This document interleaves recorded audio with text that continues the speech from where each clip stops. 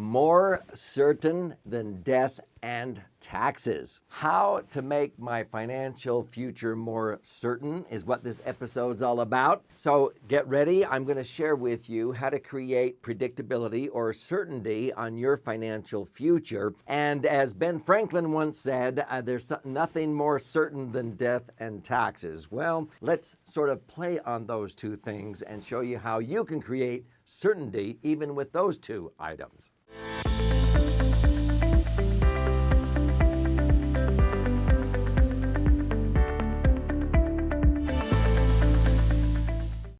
Hi, I'm Doug Andrew. I'm in my studio right now. I've been a financial strategist and a tax minimization specialist now for 47 years. I've been very blessed to be a best-selling author of several books. In fact, my goal is to write a book every year the rest of my life. Now I've written 11, and I've had a national radio show now.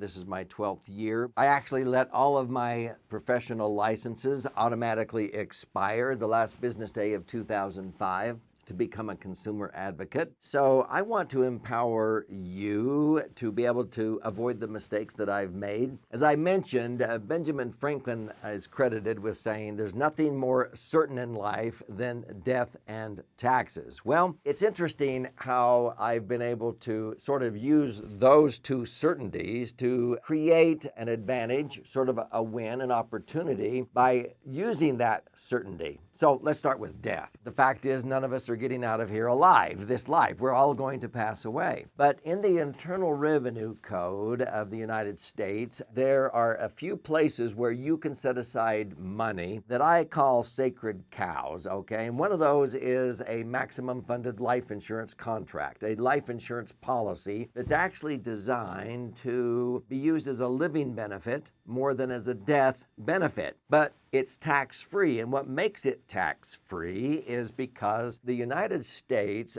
has always sort of rewarded people who want to take ownership. See, if I take ownership to take care of my wife, my children, if I happen to pass away prematurely with an untimely death, or maybe even my company, I might get key man or key person insurance that would then provide the money that I would have earned for the firm or for my family had I stayed around longer. And see, I'm taking ownership. And so the government has always said, you know what, that takes pressure off of us as government to not have to provide welfare benefits. And so we're going to make that be tax-free. We're not going to tax people on their life insurance benefits. Why would they want to tax a life insurance proceed that I leave behind to my family so that they can continue to do the things that they would want to do if I had stayed around as a breadwinner or as a provider? And so the government says that's a sacred cow.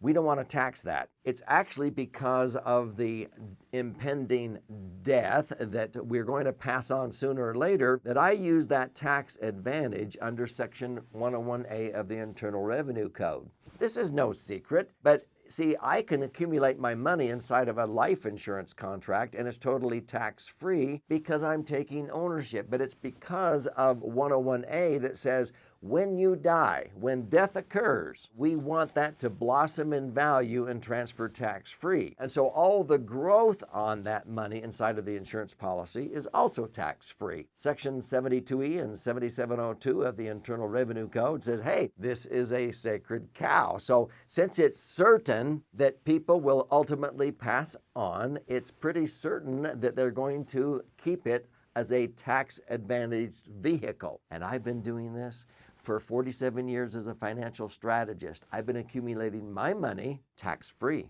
I've been able to access it tax-free because I'm simply accessing my death benefit before I die. You go, what?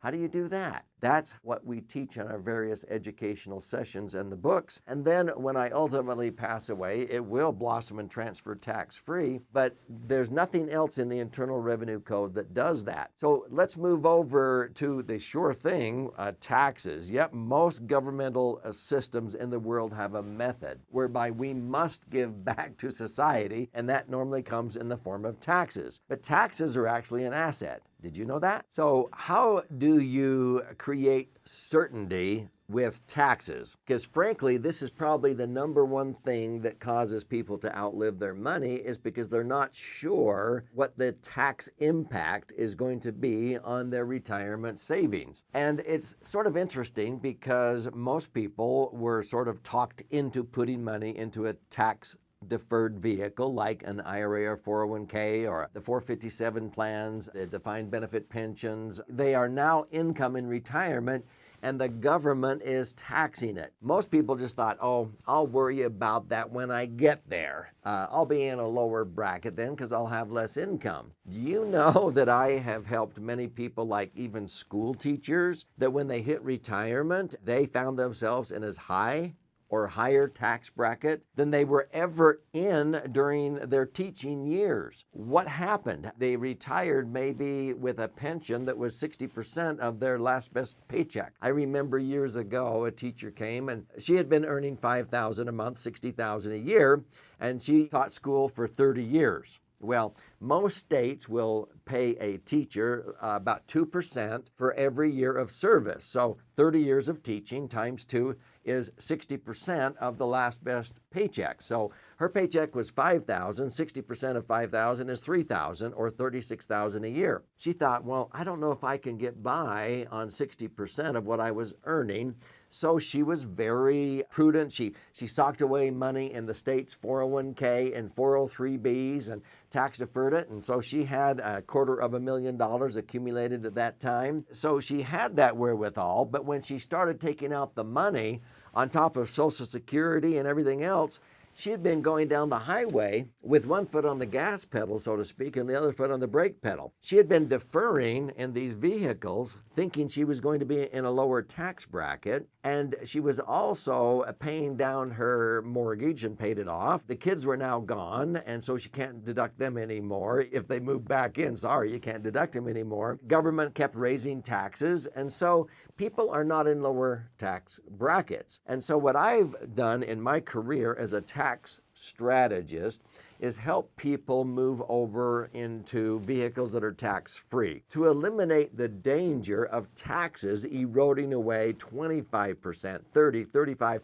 Even some couples are in 40% tax brackets. And so that means if you have $1 million in an IRA or 401k, that's not all your money. Only about $700,000, maybe only $600,000 of that is your money. If it's earning 10% and you pull out $100,000 a year, that's not all your money. You have to pay tax of $25,000, $30,000, even $40,000 on that $100,000. So you're netting only about $60,000, $65,000 out of that $100,000 to buy gas and groceries, prescriptions, and golf green fees, whatever you dreamed of doing in retirement. So how can you take that certainty and turn it into a positive? The key is to be able to choose financial instruments, especially at retirement. See, at retirement planning is something totally different than maybe what you did for retirement. I would recommend that you begin to reposition money as early as 5 years before you retire, at the latest, really, or even earlier, into something that's going to provide tax-free income. A lot of people say, well, what's tax-free? Well, my favorite vehicle I call the Laser Fund. In fact,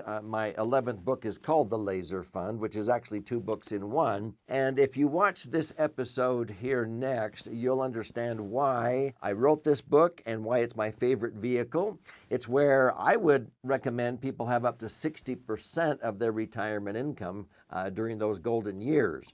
So that if you have $200,000 of income, why do you want all $200,000 to be showing up on your 1040 tax return? I've helped many, many people transfer out $120,000 of that income to where they still receive it. The IRS know they're getting it and they know it's tax-free, but I saved them $40,000 in taxes on that $120,000. They're only paying tax on $80,000. Do you know that that's $40,000 a year? You do that for 20, 25 years, that's an extra $1 million.